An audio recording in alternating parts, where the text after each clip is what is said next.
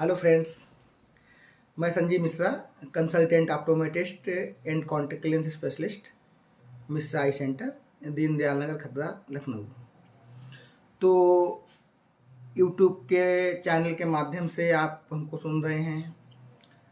आपका बहुत बहुत सहयोग मिल रहा है, इसके लिए बहुत बहुत आभार।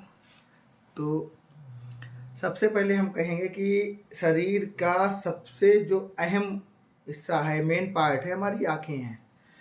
इन आँखों में नेचर ने सब कुछ दिया है, तो इनके साथ हमको खिलवाड़ नहीं करना है। कहने मतलब कि अगर हमको कोई दिक्कत है तो प्रॉपर हम किसी प्रोफेशनल ऑप्टोमेट्रिस्ट या ऑप्थेल्मोलॉजिस्ट से कंसल्ट करके ही कोई दवा या मेडिसिन डालें।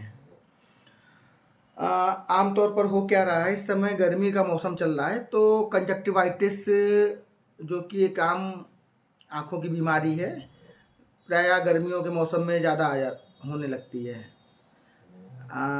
धूल बड़ी आंधी चल रही है, धूप हो रही है, तो आँखों में इन्फेक्शन होना आमतौर पे नेचुरल है।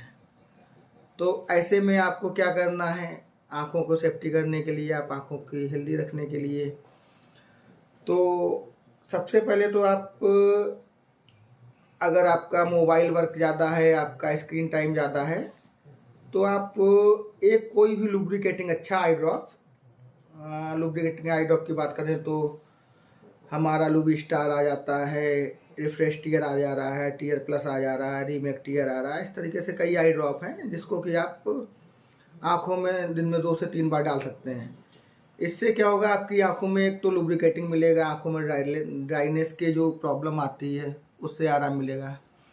सेकंड, अगर आपकी आंखें रेड हो रही हैं, आँख से आंसू आ रहे हैं, आँख में कीचड़ आ रहा है, सुबह उठ रहे हैं आँख चिपक रही है, इसका मतलब आपको इन्फेक्शन हो रहा है।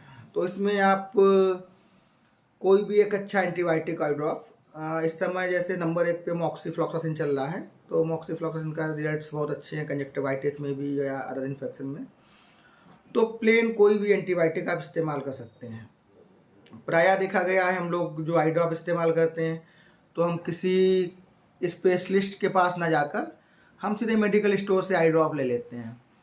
तो मेडिकल स्टोर वाले क्या करते हैं, कुछ आई ड्रॉप होते हैं जिसमें कि उनका जो रिजल्ट है बहुत अच्छा होता है कि जब हमने 1 या 2 बार आई ड्रॉप डाला, आँखों में तुरंत रिलीफ मिल गया। बट जो स्टीरॉयड आई ड्रॉप होते हैं उससे रिलीफ तो बहुत जल्दी मिलता है, बट उसके साइड इफ़ेक्ट्स बहुत ज़्यादा होते हैं।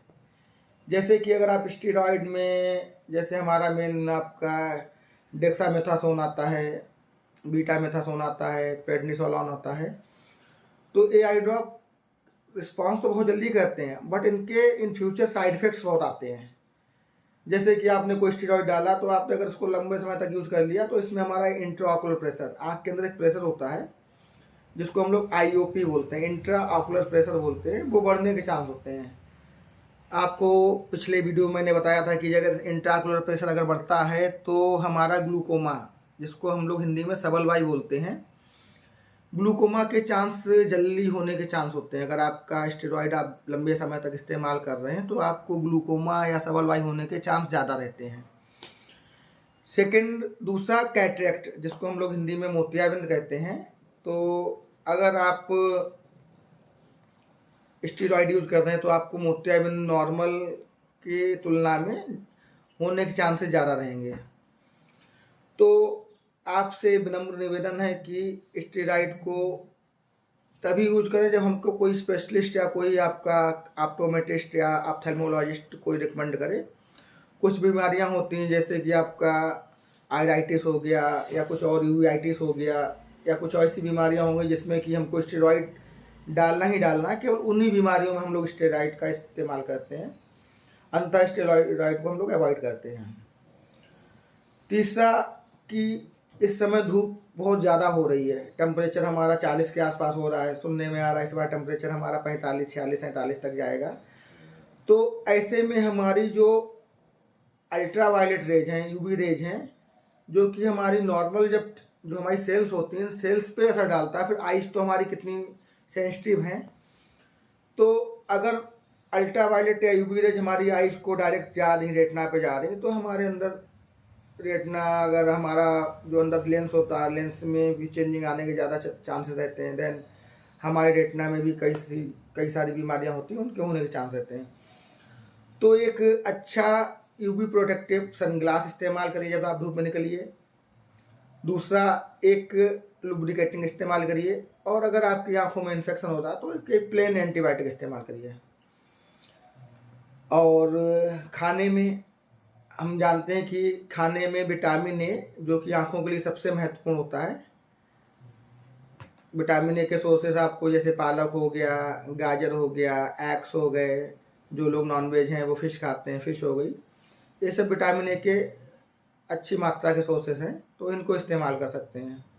सेकंड, कि जब हम लोग सुबह सो के उठते हैं तो अब मेरी ही हैबिट है, मैं भी अपनी हैबिट को धीमे धीमे चेंज कर रहा हूँ कि मॉर्निंग में उठते ही सबसे पहले मोबाइल पे टाइम देखना कि क्या टाइम हुआ, या फिर टाइम देखते देखते हमको रील स्क्रॉल करने लग रहे हैं। तो जब हम सुबह उठते हैं तो हमारी जो आई है, आई वॉल है, तो उसमें हमारी 0.3% स्वेलिंग रहती है, आँखों में हल्का सा स्वेलिंग रहती है जब हम सो के उठते हैं। तो अमूमन जब हम सो के उठे, आँखों को नॉर्मल हमने आप कवर किया, तो हम धीमे धीमे हमारी स्वेलिंग ख़त्म हो जाती है। उसी कंडीशन में हमने मोबाइल देखने लगे, मोबाइल में हमारी ब्राइटनेस है दैट, उसमें से जो हमारी रेज निकल रही है, तो हमारी जब आइज में हल्की स्वेलिंग है तो वो हमारी और स्वेलिंग को बढ़ाएगा, देन हमारा इन्फेक्शन रेशियो भी बढ़ाने का चांस रखेगा, देन आँखों में ड्राइनेस सिम्टम्स पैदा करेगा। तो सुबह सो के उठने के बाद तुरंत मोबाइल को ना चलाएं, थोड़ी देर रुक के चलाएं।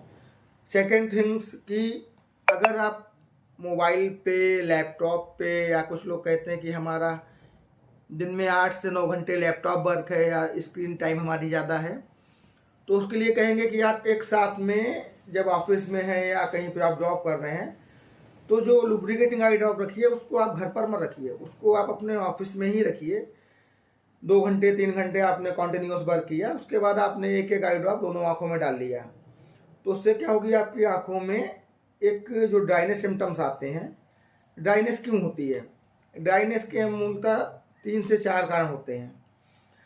पहला, जैसे कि हम जब ब्लिंक कर रहे हैं तो जो टीयर है पूरी हमारी आई वॉल में फैल जा रहे हैं, हर ब्लिंक पे हमारे टीयर आई वॉल में फैल जा रहे हैं। जब हम किसी ऑब्जेक्ट को प्रॉपर कंसंट्रेट होकर देखते हैं तो जो हमारा एक ब्लिंकिंग रेट होता है, नॉर्मल हम जैसे ब्लिंकिंग रेट होता है हमारा, तो जब हम परमानेंट एक ऑब्जेक्ट को देख रहे हैं तो ब्लिंकिंग रेट कम हो जाता है। तो जब ब्लिंकिंग रेट कम होगा तो हमारी जो टीयर होंगे ब्रेक होंगे, टीयर ब्रेक होंगे तो कॉर्निया जो हमारी है परमानेंट हमारी लुब्रिकेशन होना चाहिए।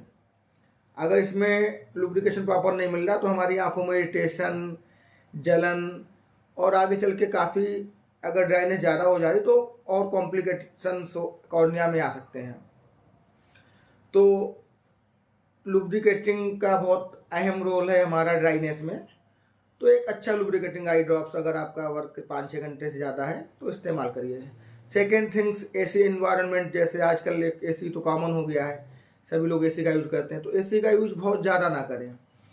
अगर करें तो एसी को हम जो मोड लगा रहे हैं लगभग 27-28 हमारा जो नॉर्मल मोड होता है उस पर इस्तेमाल करें। आप एसी को 16, 17, 18 और 20 पे चला रहे हैं तो उससे हमारी एटमॉस्फेयर में भी ड्राइनेस आएगी, हमारी आंखों के साथ साथ हमारी होल बॉडी में ड्राइनेस आएगी।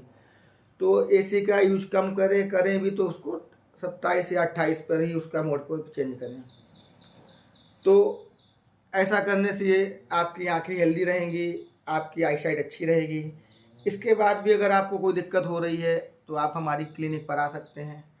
हमारी कोशिश रहेगी कि आपको, जैसे कि आपका कोई भी डिजीज़ है, जैसे आपका टेरेजियम नाखूना के बारे में बताया, मोतियाबिंद के बारे में बताया, या रेटिना में कोई जो भी चेंजिंग आ रही है, तो हम आपको अच्छे ऑप्थेल्मोलॉजिस्ट, जिसमें रेटिना सर्जन आपको जाना है या कॉर्निया स्पेशलिस्ट पास जाना है या किसी ऐसे सर्जन पास जाना है जहाँ आपको जरूरत है, उसको मैं आपको कंसल्ट करूँगा।